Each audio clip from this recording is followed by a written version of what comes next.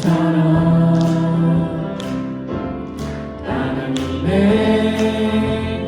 귀한 축복이 삶에 가득히. 우리 옆 사람을 바라보면서 축복하겠습니다.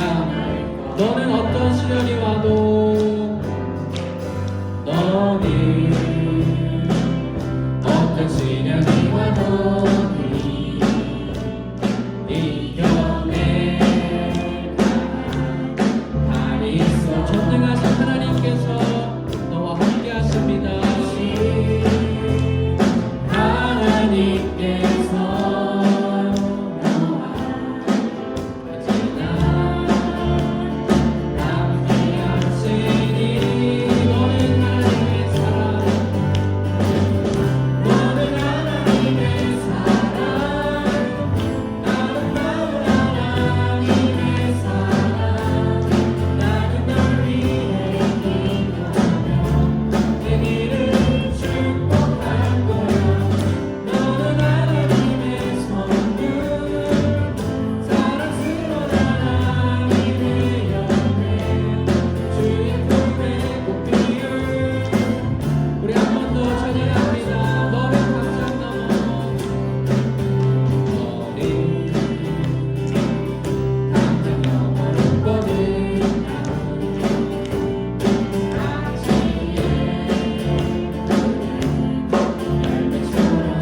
하나님의 귀한 축복이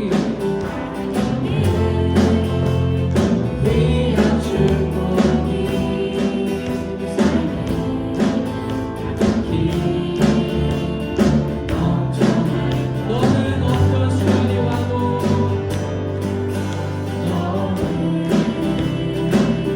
어떤 시련이 너희 와도 이겨낼 강한 팔이 있습니다. 달이 있어. 바로 전능하신 하나님께서 우리와 함께 하십니다. 하나님께서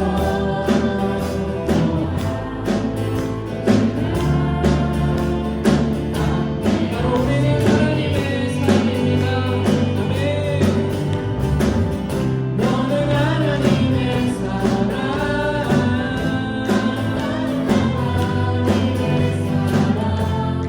나는 널 위해 기도하며 내 길을 축복할 거야. 너는 하나님의 선물, 사랑스러운 하나님의 열매, 주의 품에 꽃피울 나무가 되어줘. 할렐루야. 주님 안에 축복받는 우리가 되기를 소망합니다. 아멘. 우리 생명 주께 있는 함께 찬양하겠습니다.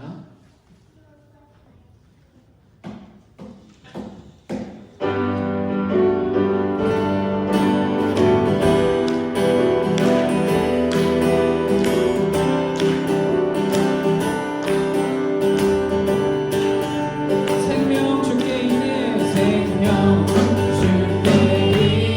생명 주께 있네. 소망 주께 있네. 주와 생명 주께 있네. 생명 주께 있네. 생명 주께 있네. 소망 주께 있네. 주와 나의 주 찬양하리.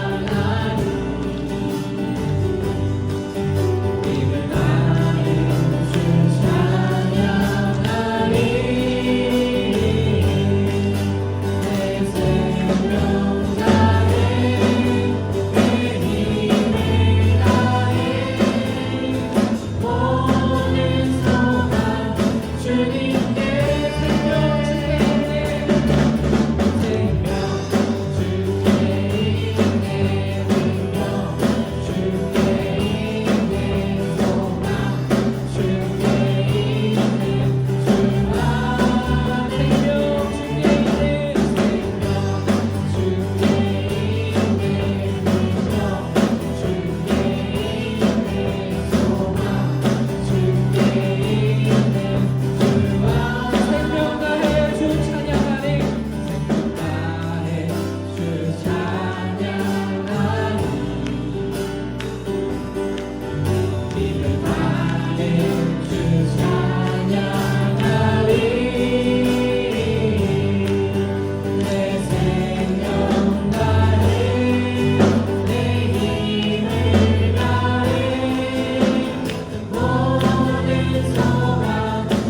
주님께 생명 주께 생명 주께 있네 능력 주께 있네 소망 주께 있네 주와 생명 주께 있네 생명 주께 있네 능력 주께 있네 소망 주께 있네 주 안에 있네 주 안에 있네 주 안에 있네 주께 할렐루야. 우리의 생명 되신 하나님께 감사와 찬양 올려드립니다. 아멘.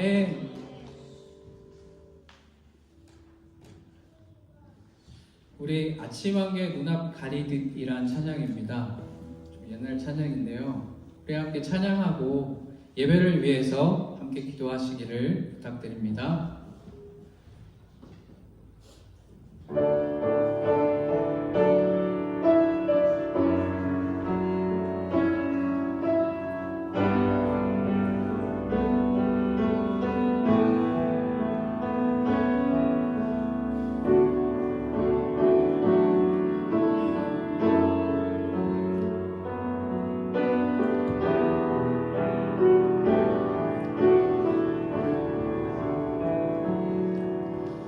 아침 한개 눈앞 가리듯 나의 약한 믿음을 심사일 때 부드럽게 다가온 주의 음성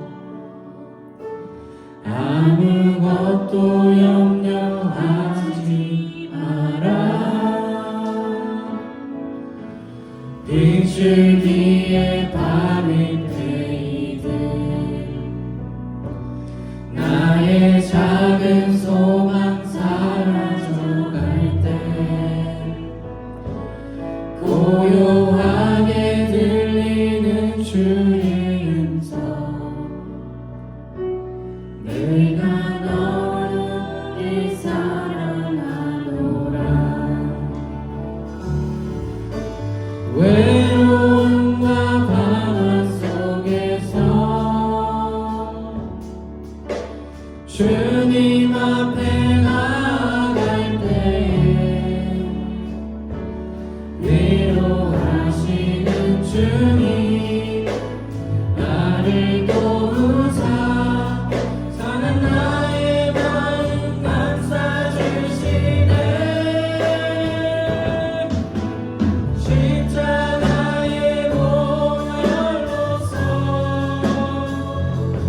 주의 크신 사랑 알게 하셨네 주님께 감사하리라 언제나 우리 한 번 더 다시 고백하며 찬양합니다. 아침 한개 눈앞 가리듯 아침 한개 눈앞 가리듯 나의 약한 믿음 의심 쌓일 때 약한 믿음을 심사 부드럽게 다가온 주의 음성 부드럽게 다가온 아무것도 염려하지 마라 아무것도 염려하지 마라 빗줄 위에 바위 패이듯 빗줄 위에 바위 패이듯 나의 작은 소망 고요하게 들리는 주의 음성 고요하게 들리는 내가 주의 사랑하노라 내가 너를 사랑하노라 외로움과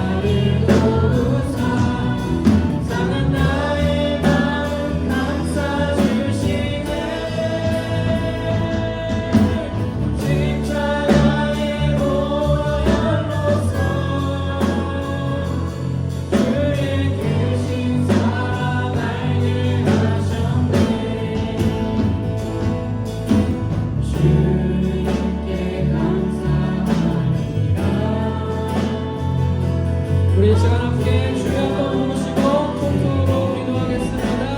주여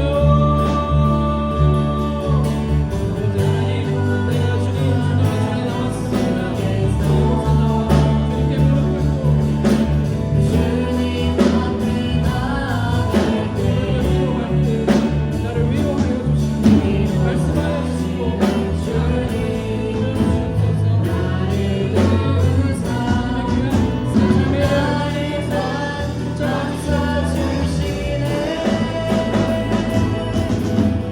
십자가의 보혈로서 주의 크신 사랑 알게 하셨네. 주님께 감사합니다. 언제나 주님께 감사해. 주님께 감사.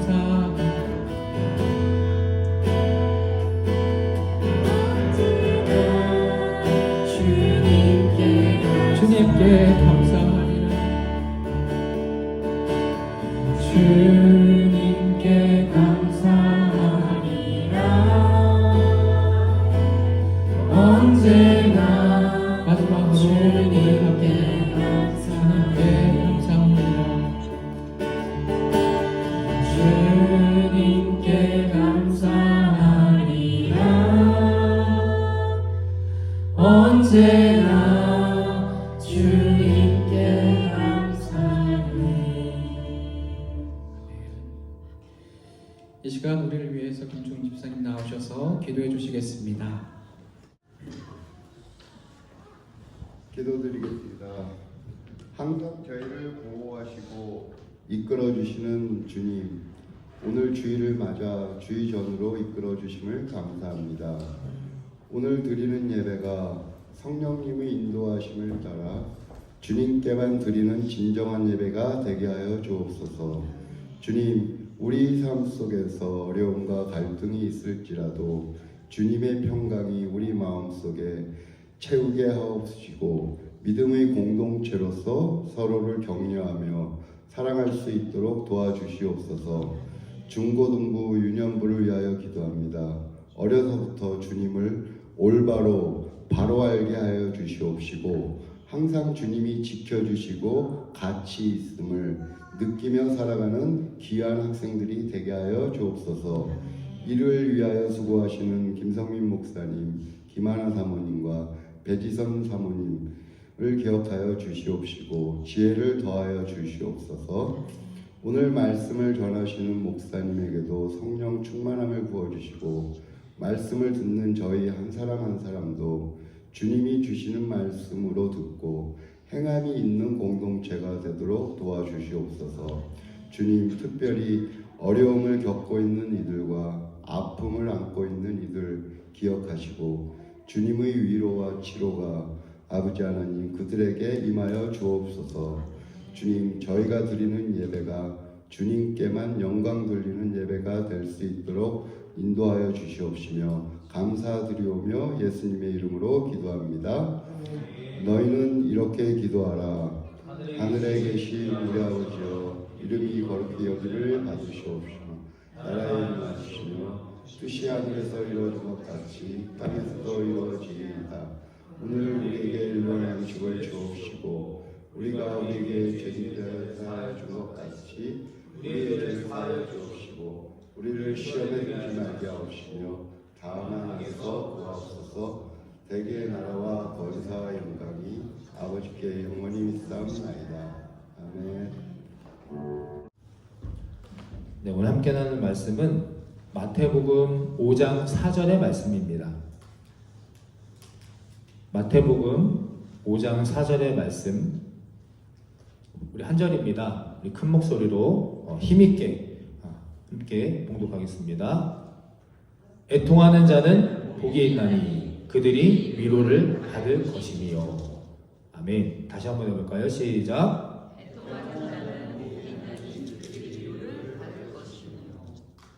말씀의 제목도 함께 봉독합니다.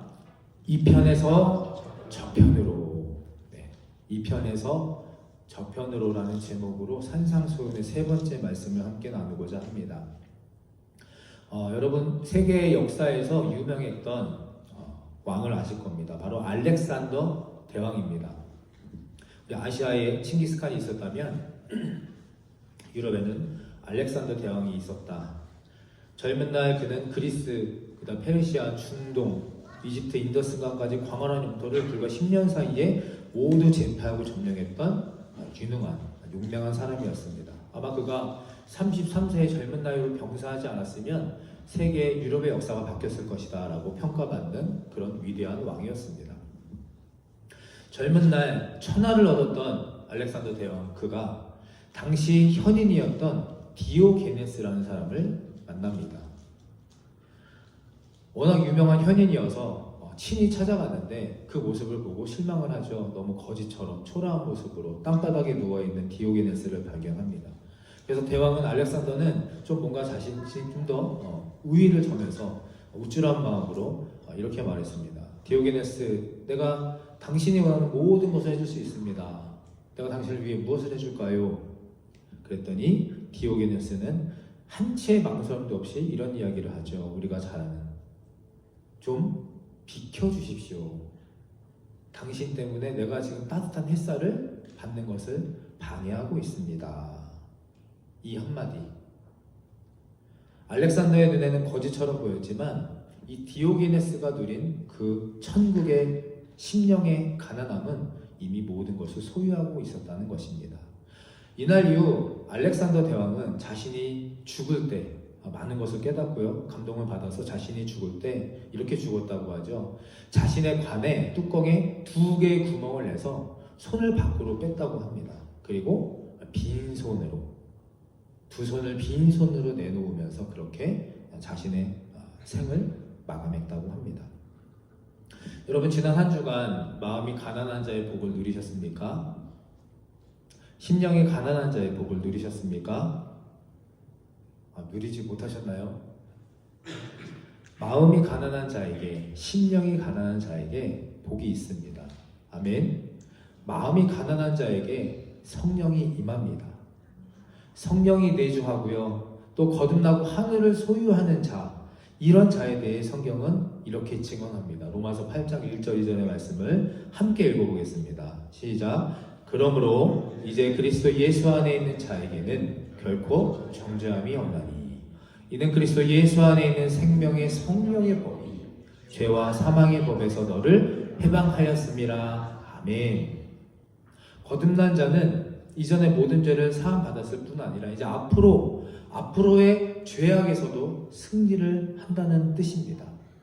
근데 이제 문제는 거듭났어, 또 심령이 가난했어, 내가 이렇게 주님의 구원을 받았어, 이 특권을 가졌음에도 불구하고 또다시 죄의 노예로 팔려가는 것을 우리는 심심치 않게 목격하게 됩니다.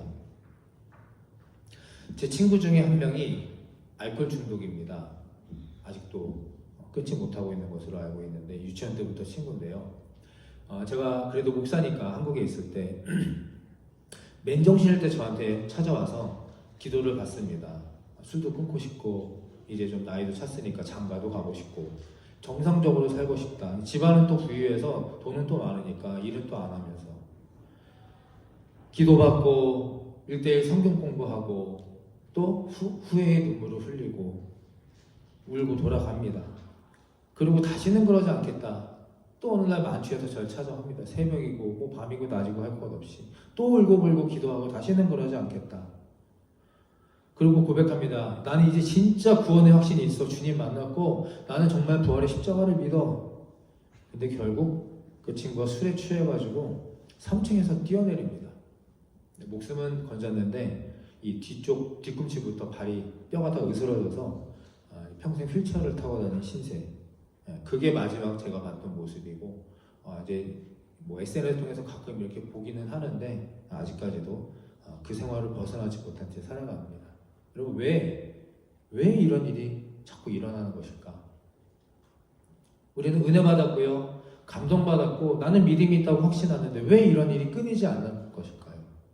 우리는 이 문제에 답하기 위해서 거듭난 자의 삶이 완성인과 동시에 시작이라는 점을 이해해야 합니다.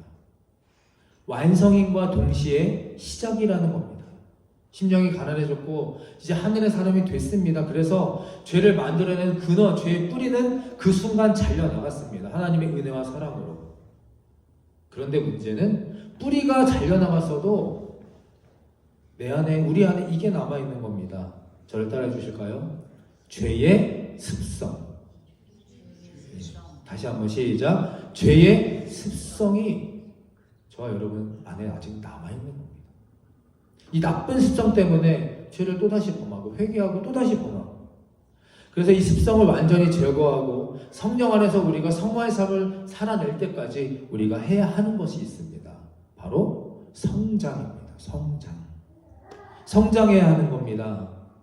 지난주 제가 탕자의 비유를 말씀드렸지요.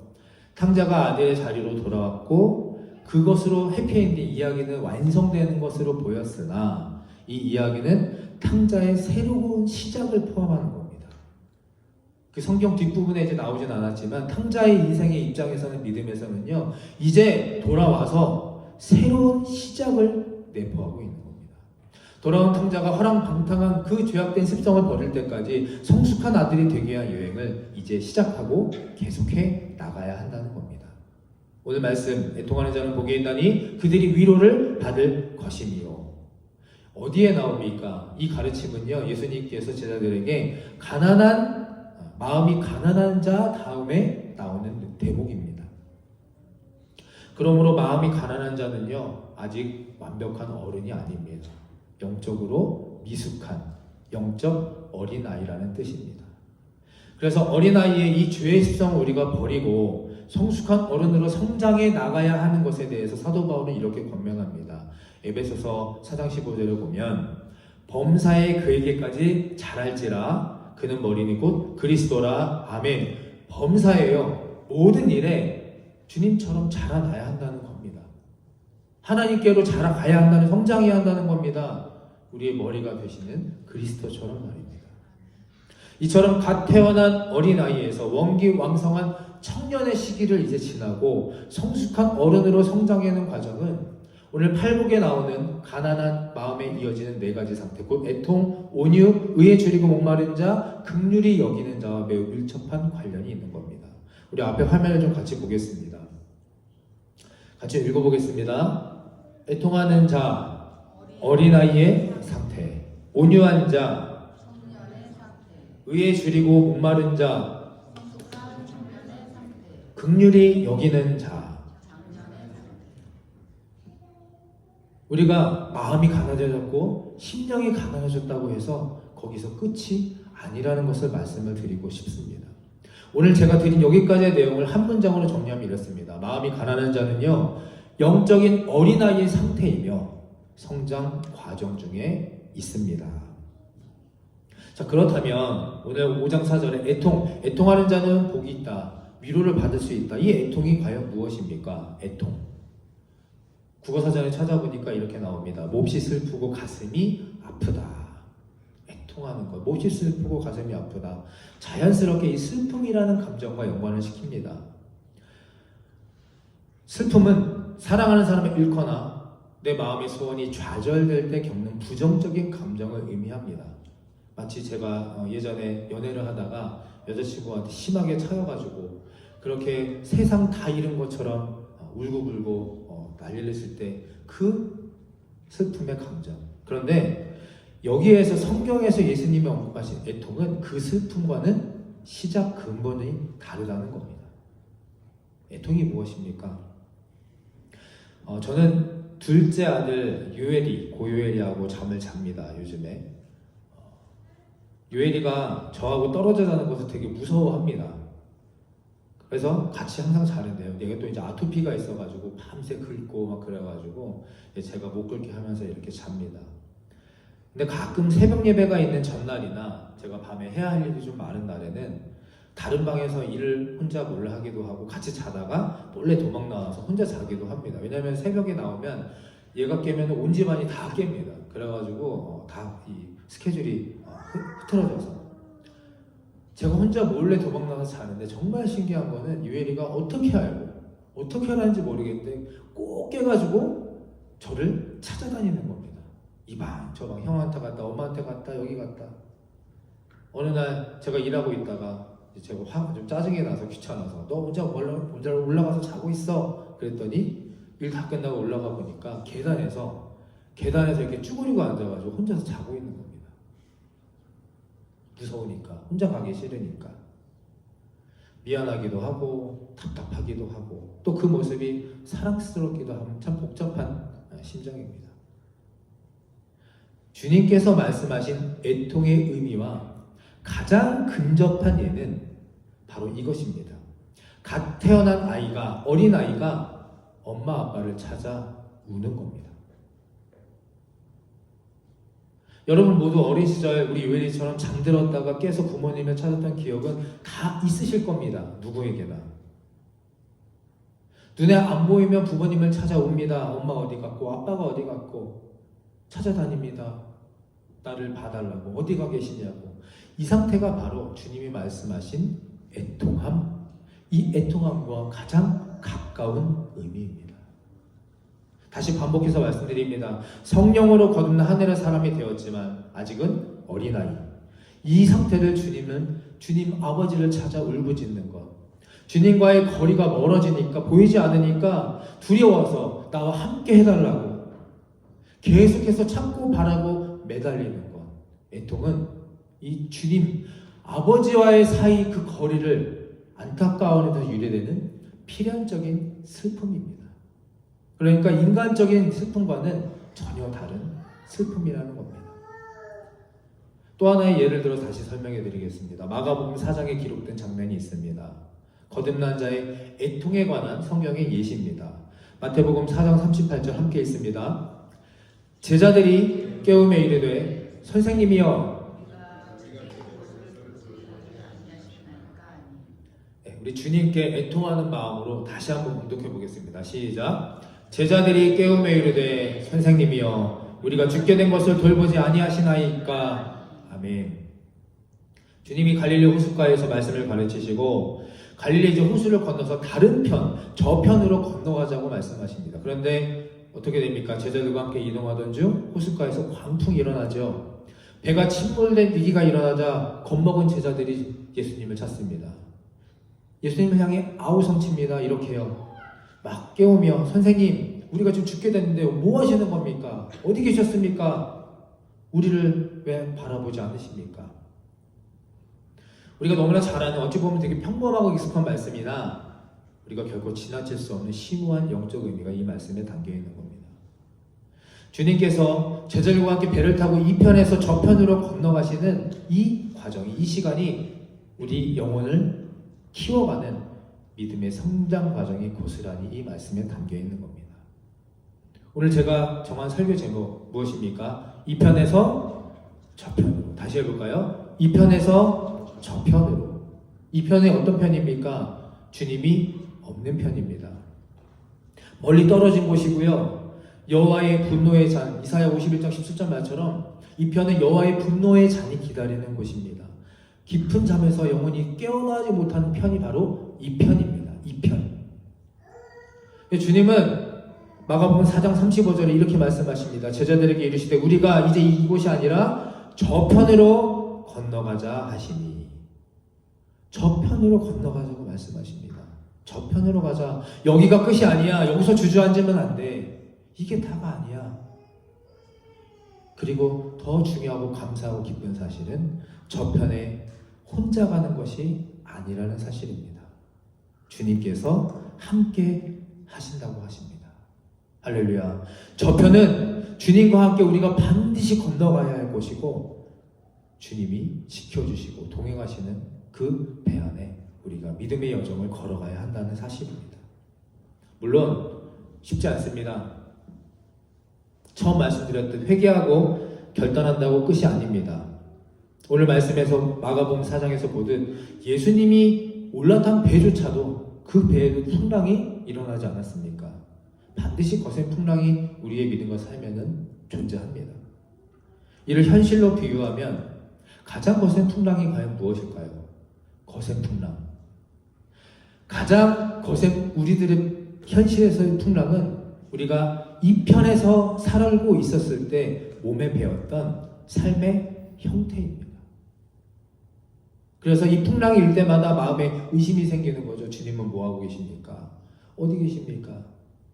이와 같은 이 마음을 우리는 애통하는 마음. 따라해 보실까요? 애통하는 마음. 애통하는 마음이라 부릅니다. 그러므로 풍랑 속의 제자들의 두려움과 의심은 당연한 결과입니다. 우리가 가끔 힘들고 어려운 일이 생길 때마다 믿음이 흔들리면 그 즉시 두려움이 몰려오는 것은 당연한 결과입니다. 그러니 우리는 아우성을 치면서 주님 앞에 절규해야 합니다. 주님 어디 계십니까? 이제 이 편에서 저 편을 향해 이제 가려고 하는데 믿음으로 이 배에 올라탔는데 이것이 바로 거듭난 자들의 애통함이라는 사실입니다. 여러분 이 말씀을 다시 한번 묵상해 보시기 바랍니다. 상상해 보시기 바랍니다. 내가 예수님과 함께 이 배를 타서 이 저편으로 이 편에서 저편으로 건너갔을 때 울부짖고 애통하는 이 제자들의 모습, 그 모습에서 저는 제 자신을 발견합니다. 제 자신을. 믿음을 가진 이들의 탄식인 겁니다. 앞서 제가 거듭남이 완성인 동시에 시작이다라고 말씀드렸죠. 성령의 내주함으로 이미 하나님의 자녀임은 틀림없지만 아직 온전한 자녀로 성장하지 않았다는 점에서 이미와 아직의 사이, 이 편과 저편의 사이에 있는 겁니다. 죄의 뿌리 잘려나갔지만 죄의 습성이 아직 고스란히 우리 안에 남아있는 상태. 그러니까 우리가 마음속에 어떤 일이 계속 발생합니까? 선한 양심의 가책이 일어나는 겁니다. 가책. 내주하시는 성령으로 가책을 느껴 주님처럼 살지 못하고 있다는 사실로 인해 고통을 느끼는 겁니다. 그래서 사도 바울은 로마서 7장 18절에 그 가책을 이렇게 표현합니다. 18절 내 속 곧 내 육신에 선한 것이 거하지 아니하는 줄 아노니 원함은 내게 있으나 선을 행하는 것은 없도다. 내 마음은 선을 행하기를 원하는데 선을 행하지 못하고 있다. 19절 내가 원하는 바 선을 행하지 아니하고 도리어 원하지 않은 바 악을 행하는도다. 우리 안에는 선이 있습니다. 이 편에서 저 편으로 옮겨가려고 열심히 살아가고 노력하는데 선을 행하지 못하고 원하지 않은 악을 행할 때가 있다는 겁니다. 20절 만일 내가 원하지 않는 그것을 하면 이를 행하는 자는 내가 아니요 내 속에 거하는 무엇이다? 죄라는 겁니다. 내가 죄를 지었다 할지라도 우리가 긍휼함을 입고 회개하고 하나님 앞에 다시 나아갈 수 있는 것은 이거 행하는 자가 내가 아니요 내 속 안에 있는 죄라는 겁니다.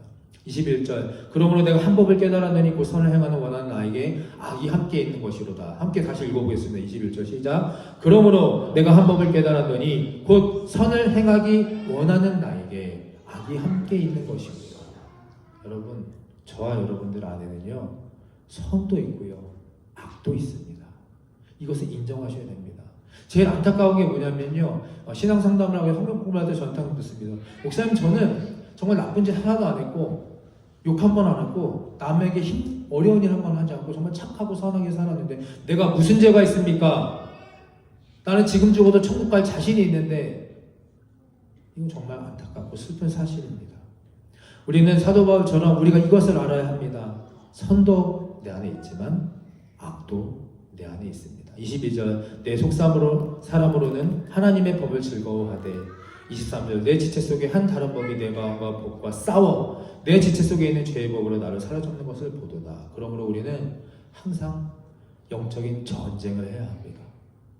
악도 있고 선도 있기 때문에 이것을 해야 할까 말아야 될까, 이 말을 해야 할까 말아야 될까, 가야 할까 말아야 할까, 먹어야 할까 먹지 말아야 할 것인가. 우리는 순간순간 거듭났다고 심령이 가난하다고 그것으로 끝나는 거고 자만함과 교만한 것이 아니라 우리는 항상 영적인 싸움을 해야 합니다.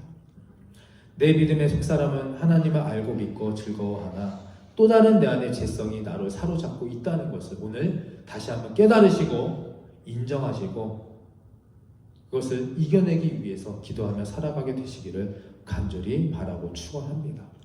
죄의 습성은요 정말 무섭습니다. 엄청난 중독성을 가집니다. 특별히 미국, 캐나다, 한국, 중국 많은 나라가 지금 펜타닐 들어보셨을 겁니다. 펜타닐이라는 마약 때문에 문제입니다. 오죽하면 트럼프 대통령이 이 펜타닐 문제를 가지고 관세를 높이며 정치에 이용할 정도로 그렇게 심각한 문제입니다.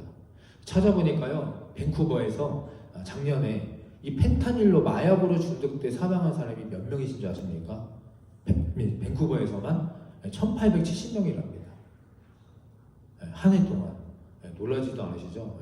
저는 정말 깜짝 놀랐습니다. 근데 아마 이게 보고가 되고 조사가 된 것만 이렇겠지 조사가 되지 않았으면 더 심각할 겁니다. 주 장소인 다운타운 헤이스팅 거리에 펜타닐 중독 지나가면서 많이 보셨을 겁니다. 더 큰 문제는 뭐냐면요, 거기 한인들이 점점 늘어난다는 사실입니다. 한국 사람들이 거기에 점점 많아진다고 합니다. 왜 중독의 죄를 끊을 수 없을까? 좋은 예가 있었습니다. 우리가 잘 아는 어른들은 잘 아실 겁니다. 1950년, 70년대 베트남 전쟁이 있습니다. 미국과 베트남의 전쟁.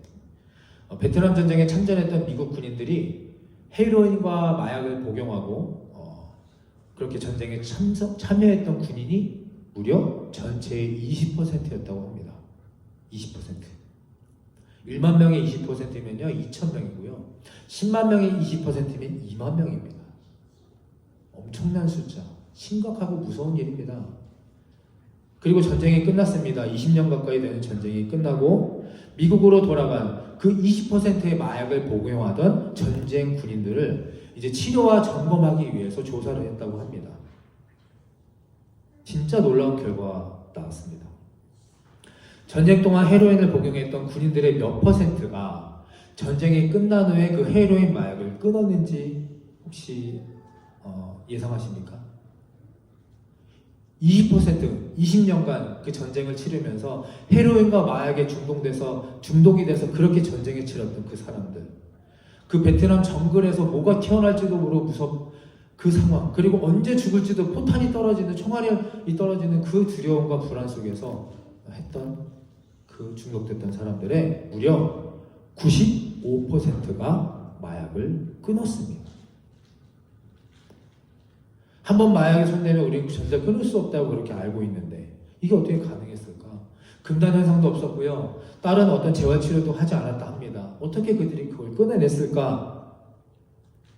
심리학자들과 정신분석학자들이 조사한 결과 이제 전쟁이 다 끝나고 집으로 돌아와 너무나 그립고 보고 싶었던 아내, 자녀들, 가정 편안하고 이제 안전한 곳에서 생활하니까 이 헤로인이 저절로 끊어졌다.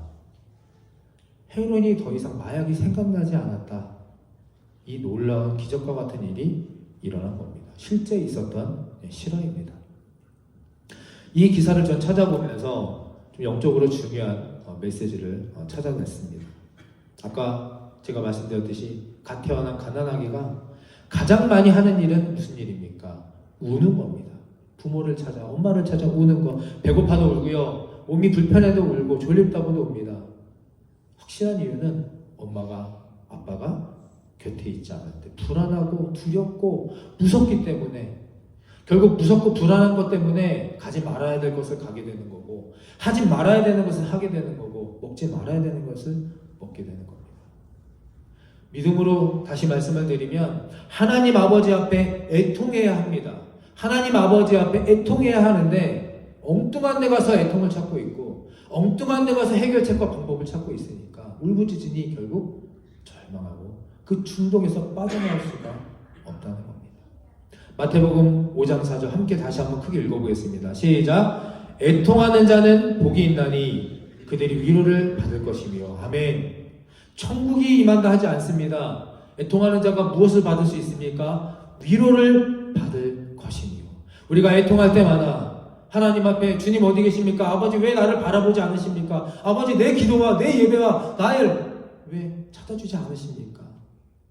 할 때마다 하나님께서 영원의 아버지가 되시어 하늘의 위로를 친히 내려주실 줄 믿으시기를 간절히 바라고 축원합니다. 어떤 문제든 간에 무슨 상황이든 간에 일단 먼저 하나님께 애통해야 한다는 겁니다. 제가 여러분 담임 목사로서 제가 해야 할 일, 하는 일은 여러분들이 애통할 수 있는 시간, 장소, 그 은혜를 제공하는 것 뿐입니다. 화요일, 목요일날 새벽 예배, 금요일 철야 기도회, 그리고 주일 이 예배 이런 것들을 통하여서 저는 이것을 제공하는 사람이고 그것을 취하는 선택은 당신의 몫입니다. 여러분들의 몫입니다. 하나님의 위로를 받기를 원하신다면 주님 앞에 애통하며 살아가게 되시기를 간절히 바라고 축원합니다.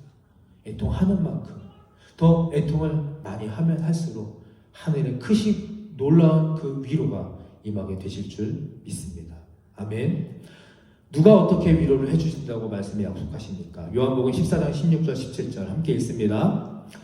내가 아버지께 구하겠으니 그가 또 다른 보혜사를 너희에게 주사 영원토록 너희와 함께 있게 하리니 그는 진리의 영이라. 너희는 그를 아나니 그는 너희와 함께 거하시니요 또 너희 속에 계시겠음이라. 아멘.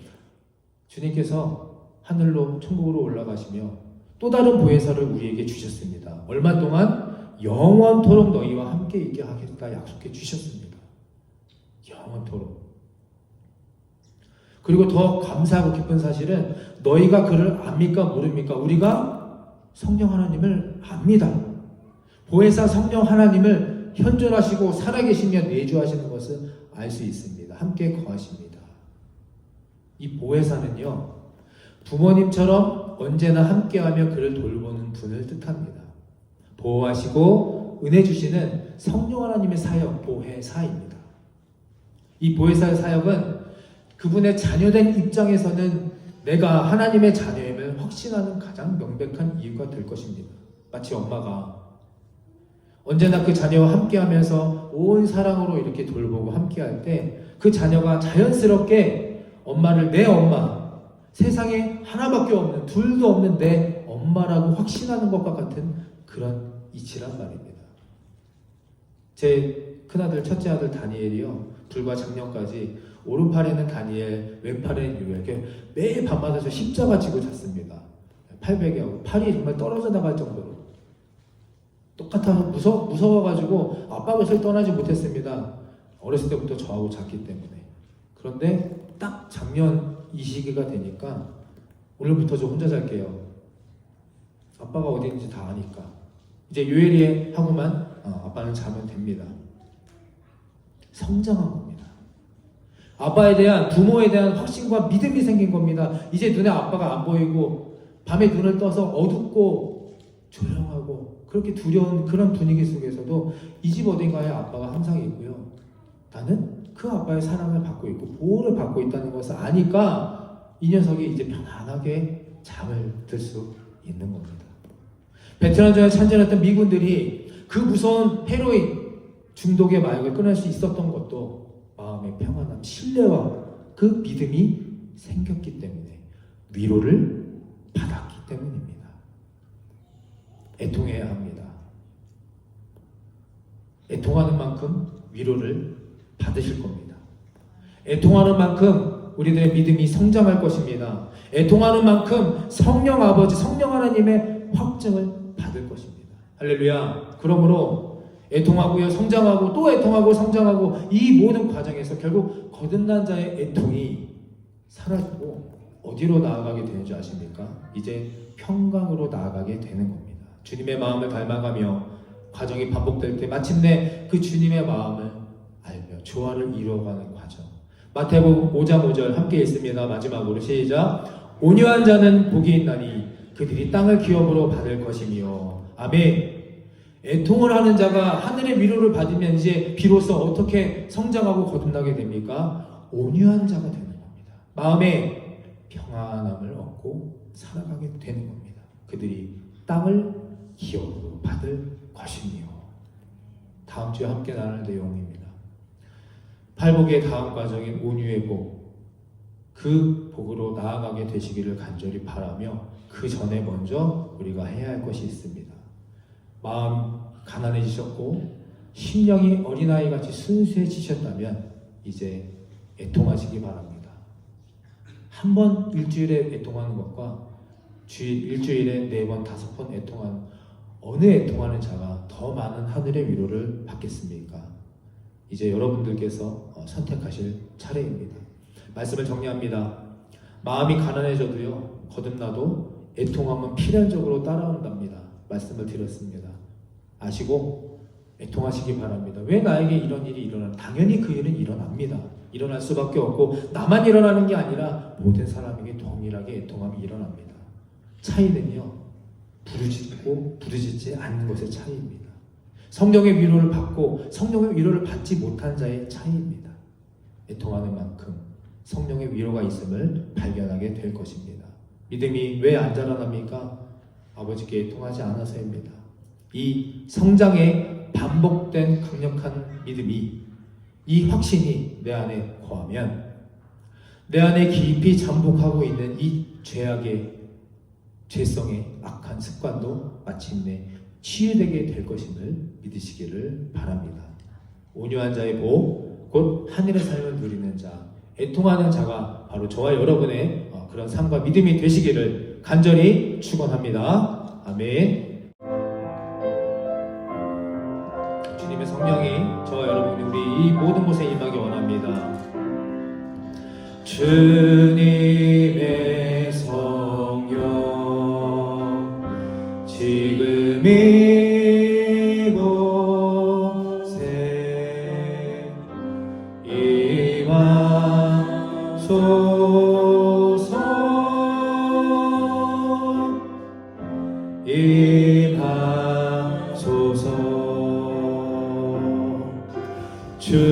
주님의 성령 지금 이곳에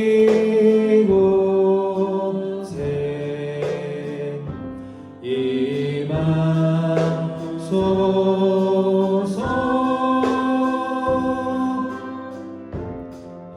다시 한번 찬양합니다. 주님의 성령 지금 이곳에, 주님의 성령 지금 이곳에, 지금 이곳에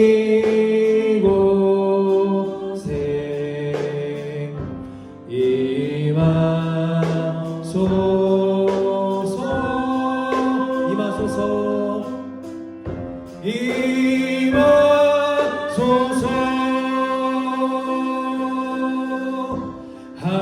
할렐루야.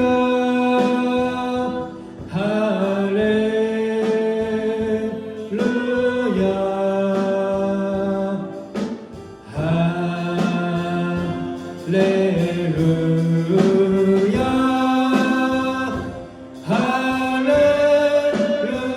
할렐루야.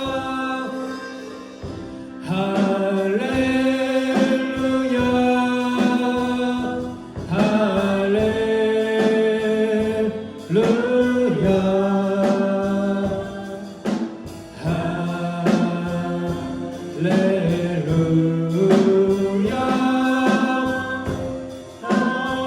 우리 시간 두 눈을 감으시고 다시 한번 간절히 찬양합니다. 주님의 성령, 주님의 성령 지금 이곳에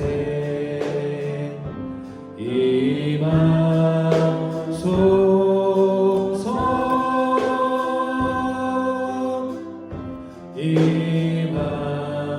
나에게, 우리에게 다시 한번 임하기 원합니다. 주님의 성령 지금 이곳에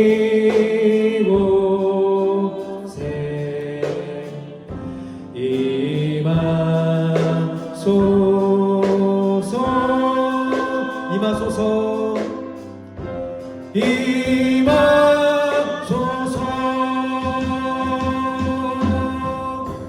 할렐루야.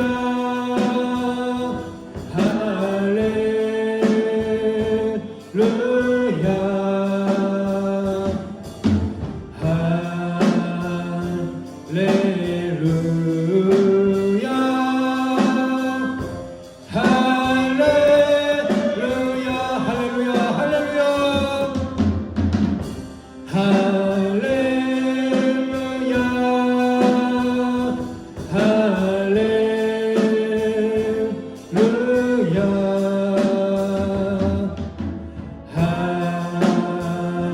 할렐루야.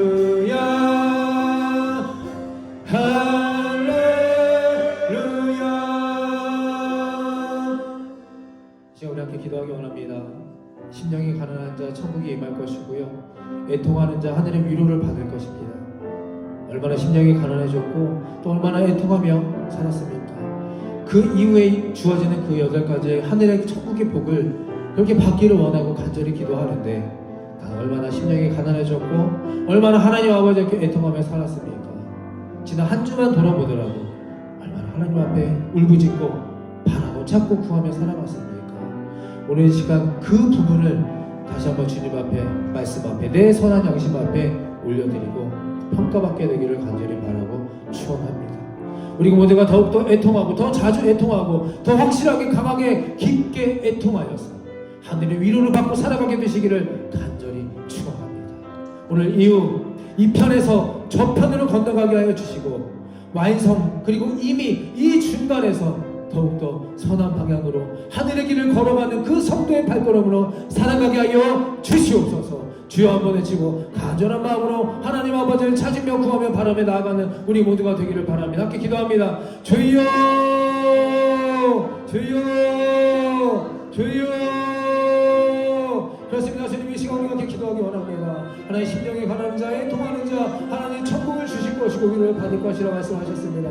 하나님 그 약속의 말씀을 붙들고 오늘 기도하고 찬양하고 주님 앞에 엎드려지고 나아가고 하늘의 복의 속에 우리 모두가 좀 되게 하여 주시옵소서. 하나님 복을 받기를 원하면서 하나님 죄를 벗어나기를 원하면서 그것을 벗어나지 않고 하나님 노력과 애쓰지 않으며 하나님 은혜와 사랑과 하나님 그 축복과 구하며 살아가는 우리 안타까운 모습을 주님 앞에 올려드립니다. 아버지 오늘 이 시간 말씀 앞에 그리고 선한 양심 그리고 십자가 앞에 하나님 우리를 비춰지게 하여 주시옵소서. 하나님 비춰지는 그 놀라운 하나님 그 따뜻한 영광의 피관에 하나님 우리의 모든 것이 드러나게 하여 주시고 하나님 깨끗하게 회복되게 하여 주시고 저부터 모든 마치는 모든 그 시간 모든 것들을 주님께 올려드릴 수 있는 우리의 삶과 처음이 마지막이 모든 것이 주님께 될 수 있음을 알파와 오메가여 우리의 믿음의 처음부터 끝까지 모든 것이 마중이 하나님이 되실 수 있음을 오늘 시간 고백하고 인정하고 나아가는 주님 우리 모든 종교 성도들이 되게 하여 주시옵소서. 오늘 시간 우리 모두에게 또 다른 부회사 성령님을 주시겠다 약속하신 그 부회사 잠시 머무다 없어지는 부회사가 아니 영원토록 너희와 함께 하시겠다는 그 약속의 부회사 성령님을 오늘 우리 모두에게 보내 주시옵소서.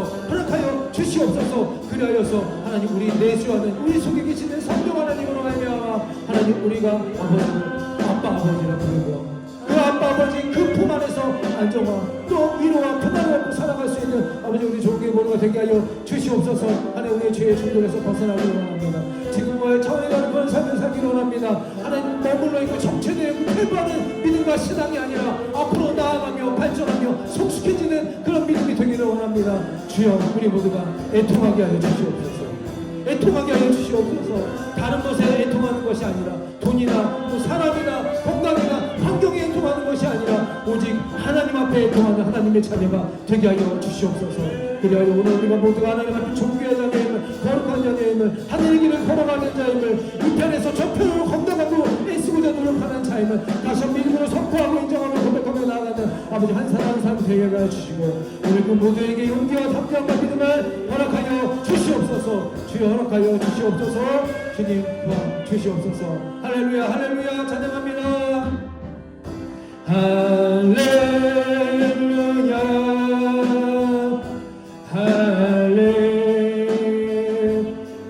할렐루야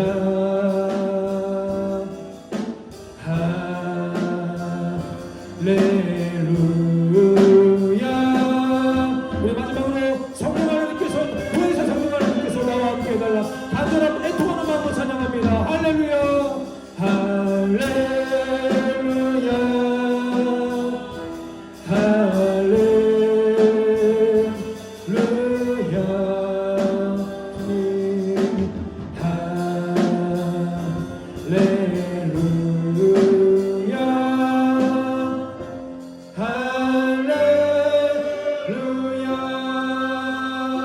할렐루야 이제는 우리 죄를 대속하신 예수 그리스도의 십자가의 은혜와 하늘 아버지의 무한하신 사랑하심과 성령님의 감동감화 그리고 교통하심이 우리가 하늘 가는 길에 필연적으로 따라오는 애통함이 있음을 알고 이제는 다른 것이 아닌 오직 하나님 아버지께만 애통하기로 결단하는 이들의 믿음 위에와 믿음의 성장 과정을 통해 내 속에 박혀있는 반복된 죄의 습성을 치유하기를 기도하는 이들의 인생 위에 지금부터 영원토록 함께 하시기를 간절히 축원하옵나이다.